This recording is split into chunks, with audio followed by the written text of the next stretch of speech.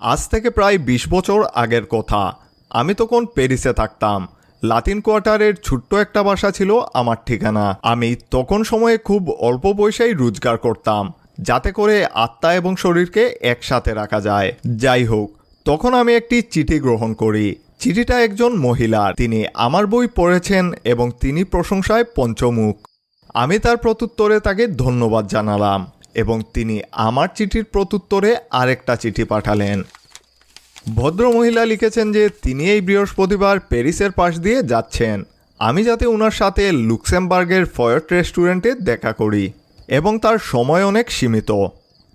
আমি তখনও আসলে কাউকে না বলার প্রতিভা অর্জন করিনি এবং কোনো মহিলার ক্ষেত্রে তো প্রশ্নই ওঠে না। কিন্তু ফয়েট হলো অনেক দামি একটা রেস্টুরেন্ট। সেখানে নাকি ফ্রেঞ্চ সেনেটররা খাবার সারেন। আমি জীবনে কল্পনাও করিনি সেখানে যাওয়ার, কারণ আমার সাধ্য যেখানে শেষ হয় সেখান থেকেই ফয়েটের মেনু শুরু হয়। বর্তমান মাস অতিবাহিত করার জন্য আমার কাছে ৮০ ফ্রাঙ্ক রয়েছে এবং ভদ্রমহিলার যেহেতু সময়ের স্বল্পতাও রয়েছে, সেহেতু একটি ছোটোখাটো লাঞ্চ ১৫ ফ্রাঙ্কের বেশি লাগা উচিত নয়।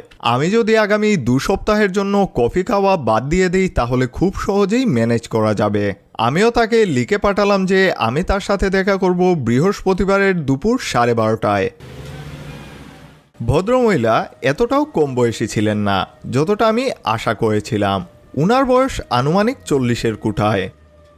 ভদ্রমহিলা নিঃসন্দেহে বাচাল এবং আমি স্বভাবগতভাবেই একজন মনোযোগী শ্রোতা। ওয়েটার এসে আমাদের মেনু কার্ড ধরিয়ে দিয়ে গেল। আমি খাবারের দাম যতটা আশা করেছিলাম প্রকৃতপক্ষে তার থেকেও বেশি। ভদ্রমহিলা আমাকে আশ্বস্ত করলেন এই বলে যে তিনি নাকি দুপুরের খাবারে তেমন কিছুই খান না। চক্ষু লজ্জার বয়ে আমি এমন এক ভান করলাম যে আমার তাতে কোনো ধরনের সমস্যা নেই। ভদ্রমহিলা আবার বললেন তিনি মনে করেন যে মানুষেরা আজকাল অনেক বেশি খাবার খায়, তবে তিনি বেশি খাবার খান না এবং তিনি জানতে চাচ্ছেন যে স্যালমন অথবা রুই মাছ আছে কিনা। আমি ওয়েটারকে জিজ্ঞেস করা মাত্রই সে বলে দিল যে সবেমাত্র একটি স্যালমন তাদের রেস্টুরেন্টে এসেছে, তবে তা তৈরি হতে একটু সময় লাগবে এবং ওই সময়ের ভেতরে আমরা অন্য কিছু অর্ডার করব কিনা তা জিজ্ঞেস করলো। ভদ্রমহিলা তার প্রত্যুত্তরে বললেন যে দুপুরের খাবারে তেমন তিনি কিছুই খান না, তবে ক্যাভিয়ার থাকলে ভালো হতো।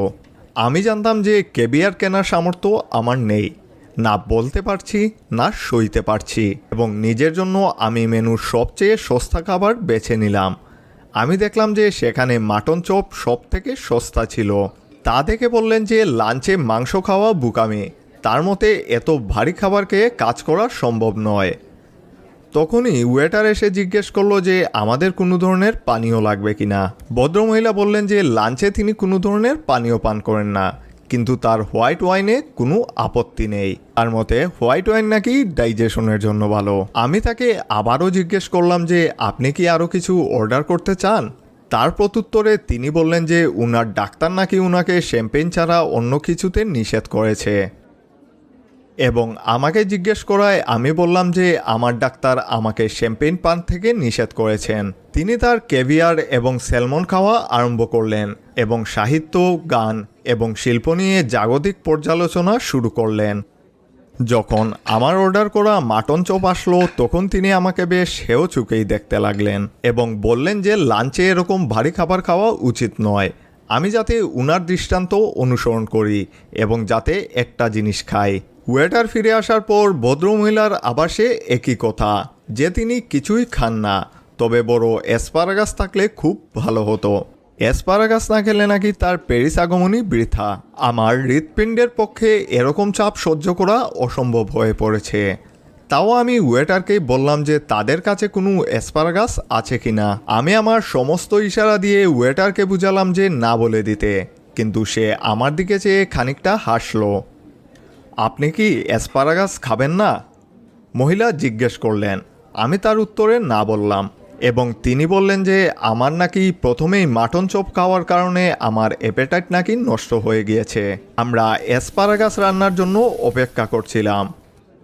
আমার মনে একটা প্রশ্নই ঘুরপাক খাচ্ছিল যে আমার বাকি মাস চলার জন্য আর কত টাকা থাকবে, কিন্তু আমি রেস্টুরেন্টের বিলই বা কীভাবে দিব যদি ৮০ ফ্রাঙ্কের উপরে চলে যায় বিল। অতিথির কাছ থেকে ধার করতে কি ভালো লাগবে? তবে আমি পকেটে হাত দিয়ে আমার মানিব্যাগ চুরি হয়ে যাওয়ার ভান ধরতে পারি, কিন্তু তা বেশি বেশি নাটকীয় হয়ে যাবে। যদি উনার কাছেও কোনো টাকা না থাকে তাহলে খুব লজ্জা পাওয়া যাবে। তার অ্যাসপারাগাস খাওয়া শেষ হয়ে গেলে আমি তাকে জিজ্ঞেস করলাম যে তিনি কফি নেবেন কিনা। তার উত্তরে তিনি বললেন যে তার আইসক্রিম চাই। আমি এখন আর নিজের পকেটের অবস্থার পড়ুয়া না করেই ভদ্রমহিলার জন্য আইসক্রিম আর নিজের জন্য কফি অর্ডার করলাম। তিনি বললেন তিনি বিশ্বাস করেন যে একজন মানুষ তার লাঞ্চে একাধিক খাবার যাতে না খায়। তিনি নিজেও নাকি সকালে 1 কাপ কফি এবং রাতে ডিনার করেন। লাঞ্চে তিনি তেমন কিছুই খান না। আমি বললাম, তা তো অবশ্যই, আপনি খুব স্বাস্থ্য সচেতন, তাই কি না? তখন একটা ভয়ানক জিনিস ঘটল। যখন আমরা কফির জন্য অপেক্ষা করছি তখন ওয়েটার একটি প্রিচেস নিয়ে এলো। সেই প্রিচেসে হরেক রকম ফল সাজানো। তিনি আমাকে বললেন, মশাই, আপনি তো আগেই ভারী খাবার খেয়ে অ্যাপেটাইট নষ্ট করে ফেলেছেন, কিন্তু অল্প জল খাবার গ্রহণ করায় আমি এর স্বাদ নিতে পারবো। বিল যখন আসলো তখন আমাকে 77 ফ্রাঙ্ক দিয়ে দিতে হলো। পকেটে আর 3 ফ্রাঙ্ক রইল এবং তাও চক্ষু লজ্জার বয়ে ওয়েটারকে টিপ দিতে হলো। বেরিয়ে এসে ভদ্রমহিলা বললেন যে আমি যেন তার খাদ্যাভ্যাস অনুসরণ করি, এবং আবার ওনার সেই চিরচেনা উক্তি যে আমি লাঞ্চে শুধুমাত্র এক ধরনের খাবার খাই, আমিও যাতে তার এই নিয়ম অনুসরণ করি। আমি মনে মনে ভাবছিলাম যে স্যালমন মাছ, ক্যাভিয়ার, হোয়াইট ওয়াইন, বড় অ্যাসপারাগাস, আইসক্রিম এবং বিভিন্ন ধরনের ফলমূল, এর কি দুর্ভাগ্য। আমি ভদ্রমহিলাকে বললাম যে আপনার সাথে আজকে দেখা হওয়ার পর থেকে এমনিতেও আমি কিছু খেতে পারবো না। তিনি আমাকে বললেন যে আমি নাকি খুবই রসিক বলে তিনি ঢ্যাং ঢ্যাং করে ট্যাক্সি নিয়ে চলে গেলেন। মনে মনে ভাবলাম যে আমার বিদ্রুপতাকে মহিলা তেমন কোনো তোয়াক্কাই দিলেন না। আজ 20 বছর পর আবার যখন ওই ভদ্রমহিলাকে থিয়েটারে দেখলাম তখন আমার পূর্বের স্মৃতি মনে পড়ল। তবে আজকে যখন আবার উনাকে দেখলাম তখন মনে হলো যে ঈশ্বর হয়তোবা আমার বদলা নিয়েই ফেলেছেন। কেননা ভদ্রমহিলার বর্তমান ওজন 133 কেজি।